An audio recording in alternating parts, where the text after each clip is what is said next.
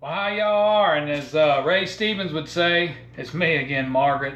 And today, it's a Monday. Just got home from work, and I decided I would share a little typical meal in our house. And so we're going to do some pork chops and some roasted vegetables out on the pit. So hang in there and let me show you how we do that. All right, folks, so I'm going to start out with some, this is some of that release foil. And just to let you know, you got a non-stick side and then you got the other side, but we're going to roast some vegetables on this foil. And what I got is some pre-cut butternut squash, and then some pre-cut sweet potatoes. We're just going to kind of throw this down on here, kind of spread it out a little bit. I'm not going to get too picky with it. We're going to wrap this up and put it out there on the pit anyways.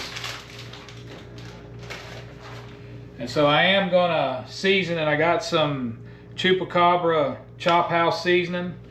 I like this. This is kind of the seasoning that inspired my house seasoning that I'm always using. But I decided to change it up a bit and put a little bit of this on there. Alright, and then to change it up a little more, I'm just going to put a little bit of Old Bay on here just to kind of add a little bit different flavor here. Alright, next I got half a stick of butter that I'm just going to cut into pats and spread them out on here. Alrighty, so we got our butter pats on here. I don't think I tore enough. Tear a little bit more, but what I want to do is wrap this in this release foil, and then I'm going to wrap it in some heavier duty foil just kind of as added protection.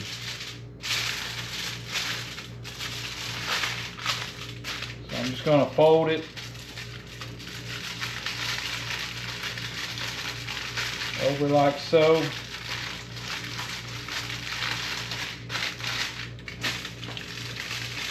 Try to do at least 2 folds if you can. Alright, so we got our heavier foil. Just gonna fold that over on the end.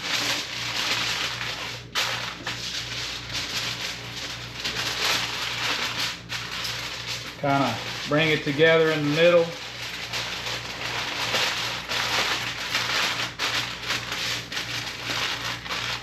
And then curl up our sides. And I'm just doing this because the thinner foil tends to break as you move it around, especially if you pull it, drag it around on them grates. So I'm just putting a heavier foil on there just as some added protection.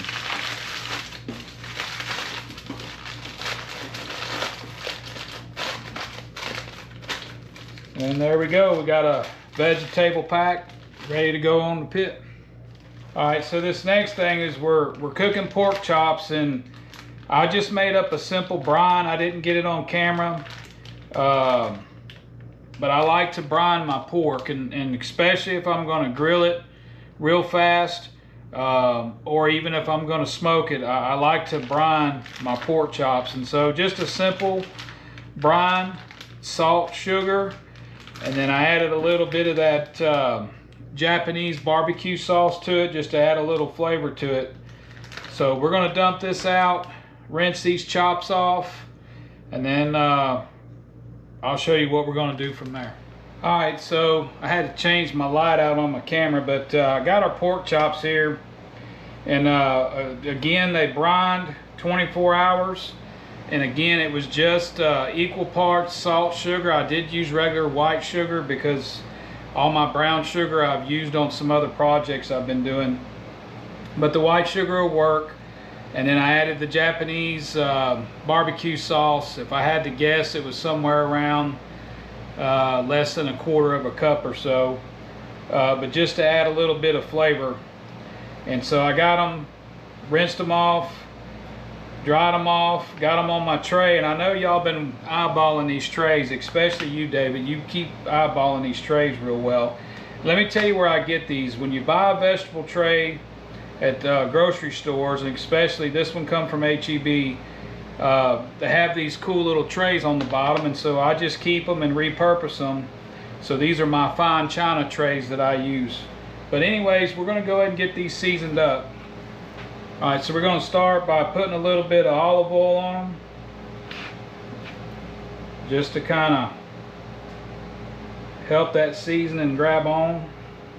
Okay, next we're going to put our Suckle Busters honey barbecue rub on there that we've used in some of our other cooks. And I think I'm going to go ahead and add a little bit of this Chupacabra Chop House seasoning. Well, God dog it. Got plenty on that one. Alright, we're going to flip them over and repeat the process. Alright, so we got them both sides seasoned up, ready to go. I'm going to pop these and our vegetables back in the fridge for a little bit while I get the grill started. I mentioned pit, but I'm actually going to do these on my charcoal grill with a little mesquite charcoal. So I'll get the pit lit. Next time you see me, we'll be out there getting this stuff going. Alrighty, so we got the fire going, and I just want to mention I use one of these propane burners. I've also used pear burners in the past to light charcoal. I don't believe in using lighter fluid and adding hydrocarbons and a bunch of bad flavor to my food, so just something to think about. Just my opinion. Alrighty, so the grill's good and hot. We're going to set our vegetables right here in the middle. We'll keep an eye on them, and as they cook, we'll push on that full. Once we start feeling everything's kind of good and mushy, then we'll pull them and get to working on them pork chops. Alright, so our vegetables have been going for about 20 minutes now. Let's take a feel.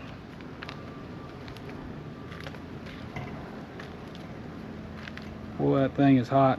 The fire got up a little hot. I had to pinch the pit off a little bit. I'm still feeling a few of them that's not quite there. We'll let them go for another 5 minutes or so, and then come back and check them. We got to think about carryover heat too. I'm going to leave them in that full packet, so even if they're not fully there, we might go ahead and pull them and let that carryover heat finish cooking them out. Alright folks, let's take a gander what we got. Oh yeah, I think they're done. I'm just gonna slide them up on this pan if I can do it without burning myself. Now we're gonna get our pork chops working.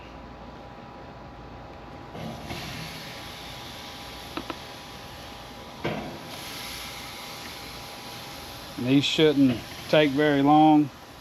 We're looking for an internal temp of about 160 for well done. Alright, so we got about 3 minutes on that side.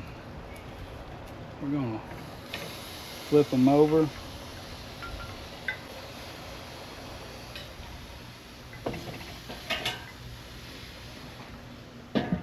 Let them run about another 3 and we'll check the temp on them.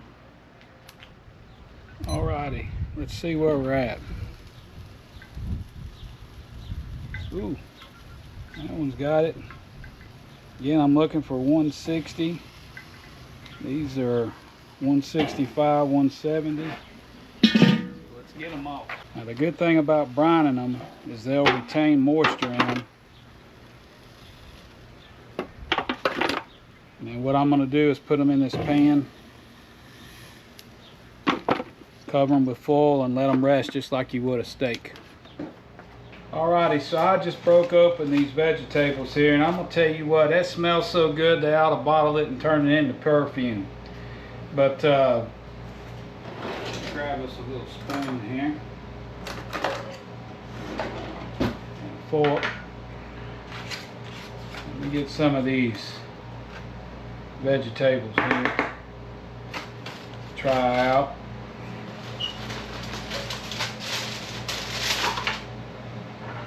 I'm gonna grab me one of these pork chops.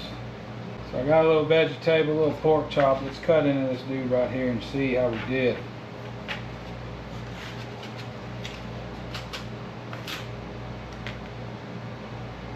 Take that off there.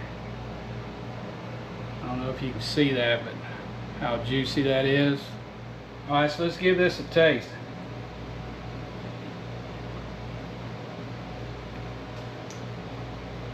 Good Lordy, that's good.